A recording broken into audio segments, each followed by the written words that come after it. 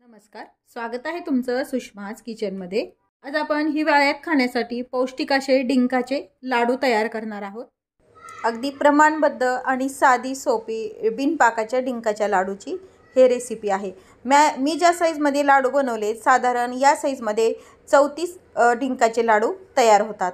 Recipe शेवटपर्यंत बघा, रेसिपीला सबस्क्राइब करा आणि बेल नोटिफिकेशन पण ऑलवर प्रेस करा, म्हणजे तुम्हाला माझ्या प्रत्येक नवीन रेसिपीचं नोटिफिकेशन सर्वात आधी येईल। मला दोन्हीही प्रमाण दिले, वजनी आणि वाटी दोन्ही प्रमाणामध्ये सांगितलेले आहे। तसेच डिस्क्रिप्शन बॉक्समध्ये दोन्हीही वजनी आणि वाटी प्रमाण लिहिलेले आहेत। एक तुम्हाला मी लाडू तोडून दाखवते, पाहू शकता अगदी छान लाडू हे तयार। आपण रेसिपीला सुरुवात करूया।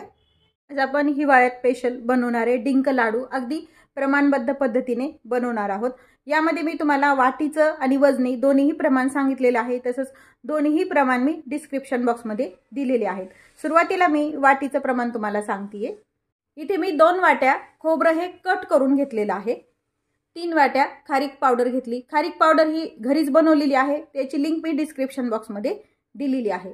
2 वाट्या खोबरं, 3 वाट्या खारीक पावडर आणि 2 वाट्या गूळ घेतलेला आहे। 1 वाटी साजूक तूप आहे, 1 वाटीला कमी थोडासा पाऊण वाटी डिंक आहे हा। 2 वाट्या मखाना घेतलाय, 15 ते 20 काजू आहेत, 15 ते 20 बदाम आहेत।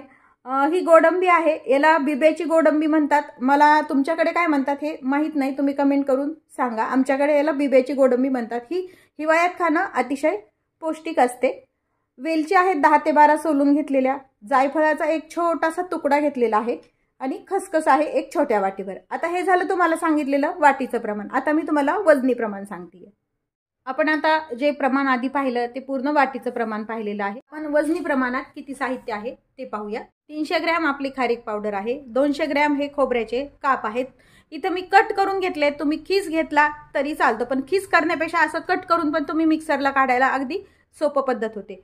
200 ग्रॅम आपला गूळ घेतलेला आहे, तूप आहे ते 200 ग्रॅम आहे, 125 ग्रॅम डिंक आहे, 100 ग्रॅम मखाना घेतलेला आहे आपण, काजू आहेत ते 25 ग्रॅम आहेत, बदाम 25 ग्रॅम, गोडंबी आहे ती आपण 50 ग्रॅम घेतलेली आहे, वेलची आहेत ह्या 10 ते 12 वेलच्या आपण सोलून घेतलेल्या आहेत आणि एक अर्धा इंच हे आपलं जायफळाचा तुकडा आहे आणि 10 ग्रॅम आपली खसखस आहे। हे झालं आता वजनी प्रमाण। आपण यामध्ये पाक न बनवता अगदी साध्या सोप्या पद्धतीने हे लाडू बनवलेले आहेत।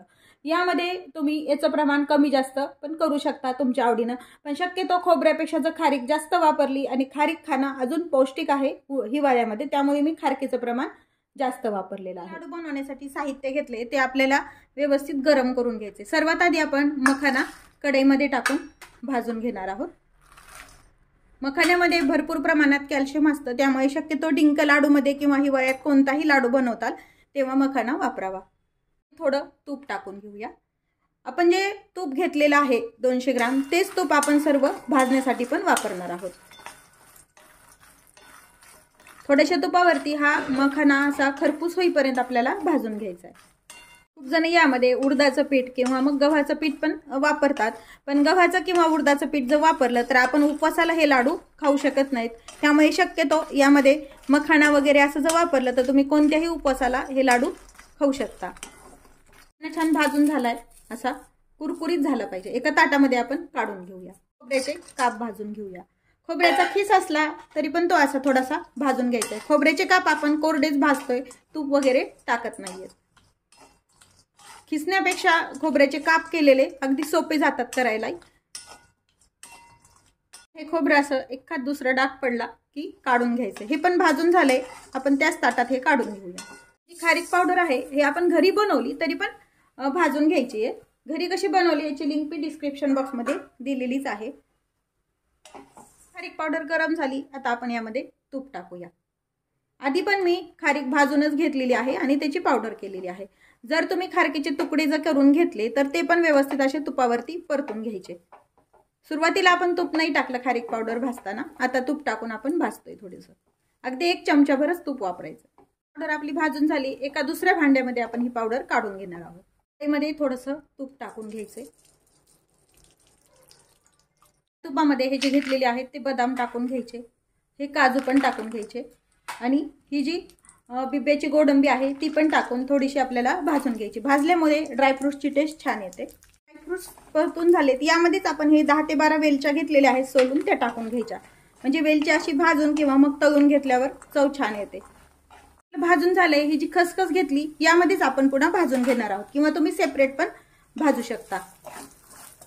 पण ड्रायफ्रुट्स गरम झाल्यानंतरच खसखस टाकायची, नाही तर खसखस लवकर भाजले जाते.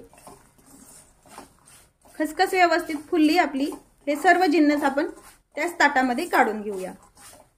कढईमध्ये थोडं जास्तीचं तूप टाकून घ्यायचंय, म्हणजे आपल्याला डिंक हा छान लई फुटेपर्यंत तळून घ्यायचा आहे. डिंकाचा खडा टाकून पाहायचा. डिंक छान तळण्यासाठी तूप व्यवस्थित तापलेलं पाहिजे. टाकले अशी याची लाही बनून वरती आली पाहिजे.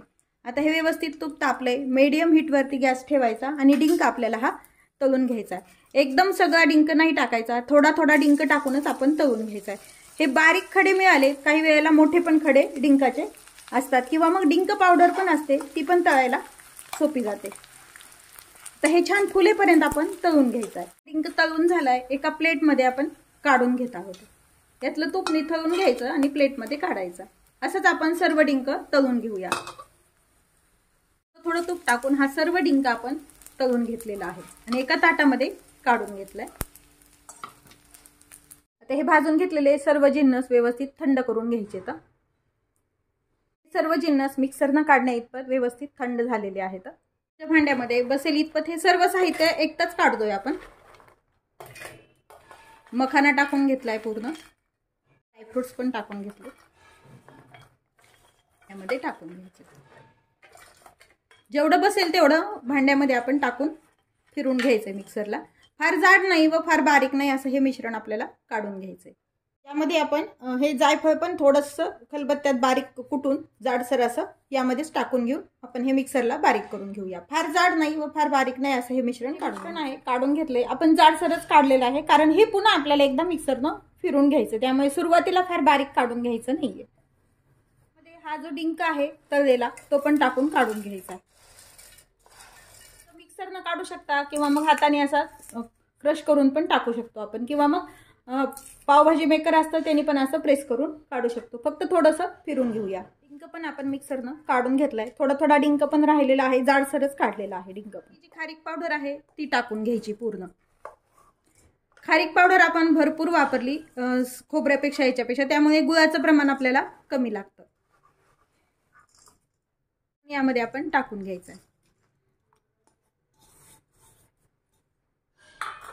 आता हे व्यवस्थित हाताने किंवा मग चमच्याने तुम्ही एकजीव करून घ्यायचंय. आधी थोडंसं मिक्स करून घ्यायचंय आणि नंतर हे पुन्हा मिक्सरनं फिरून घ्यायचंय. हे डबल गुळ मिक्स करून मिक्सरनं याच्यासाठी काढायचंय. आपण हे बिनपाकाचे डिंक लाडू करतोय आणि त्यामुळे गुळ आणि हे छान एकजीव होण्यासाठी डबल मिक्सरनं फिरवायचं. त्यामुळेच आधी आपण खोबरं आणि डिंक थोडासा जाडसरच काढून घेतलेला आहे. आता हे व्यवस्थित मिक्स झालेलं आहे. मिक्सरच्या पॉटमध्ये काढून पल्स मोडवरती आपल्याला फिरून घ्यायचंय. गुळ मिक्स करून हे मिश्रण आपण काढून घेतले. त्याच भांड्यामध्ये आपण हे काढतोय. असंच आपण सर्व जे राहिलेलं जिन्नस आहे याचे मिक्स केलेलं पीठ ते आपण काढून घेऊया. असं साधारण जाडसरच काढायचं. पण हे मिक्सरनं काढून घेतलंय पूर्ण. आपण जे हे 1 वाटी तूप घेतलेलं होतं ते थोडंसं गरम करून घेतलंय. हेच आपण तूप यामध्ये टाकून मिक्स करून घ्यायचंय. थोडं तूप टाकत मिक्स करायचंय, म्हणजे आपल्याला लाडू वळायला किती तूप लागतं हे अंदाज येतो. साधारण मी 3 चमचे हे तूप टाकलेलं आहे यामध्ये. आणि आता हाताने आपण हे मिक्स करूया. तूप जर एक्स्ट्रा लागलं तर ते आपण वाढवू पण शकतो. 200 ग्रामपेक्षाही जर जास्त लागलं तर, म्हणजे शक्यतो एवढं तूप एवढ्या मिश्रणाला पुरेसं होतं. ज्यांना तूप जास्त खायचं नाही किंवा कमी तुपातले लाडू हवे असतील तर मग हे तूप न टाकता हे असंच मिश्रण तुम्ही वाटीमध्ये घेऊन पण अगदी खाऊ शकता. ती पण टेस्ट छान लागते. आपल्याला हे पूर्ण 1 वाटीभर तूप लागलेलं आहे. हे तूप सर्व वापरून टाकले आपण. याचा लाडू बनल्या जातो का ते पाहूया. जर नाही बांधल्या गेला तर तुम्ही तुपाचं प्रमाण वाढवू शकता. व्यवस्थित आपला हा लाडू वळल्या जातोय. छोटे मोठे हवे त्या साईजमध्ये तुम्ही याचे लाडू तयार करून घ्यायचे. मी शक्यतो मीडियम साईजचे हे लाडू बनवतीये. आता आपण असे सर्व लाडू तयार करून घेऊया. सर्व लाडू तयार आहेत. ह्या मीडियम साईजमध्ये साधारण 34 लाडू आपले तयार होतात एवढ्या मिश्रणामध्ये। आपण सर्व लाडू तयार करून घेतलेत। एक लाडू मी तुम्हाला तोडून दाखवतेय। अगदी छान लाडू तयार होतात। रेसिपी नक्की करून पहा। रेसिपीला लाईक करा, चॅनलला सबस्क्राईब करा, तसेच बेल नोटिफिकेशन पण ऑलवर प्रेस करा, म्हणजे तुम्हाला माझ्या प्रत्येक नवीन रेसिपीचं नोटिफिकेशन सर्वात आधी येईल। हिवाळ्यामध्ये तुम्ही कोणते कोणते लाडू तयार करता हे कमेंट करून सांगायला विसरू नका। अशाच नवीन रेसिपी सोबत पुन्हा भेटूया। तोपर्यंत बाय बाय। व्हिडिओ पाहिल्याबद्दल खूप धन्यवाद।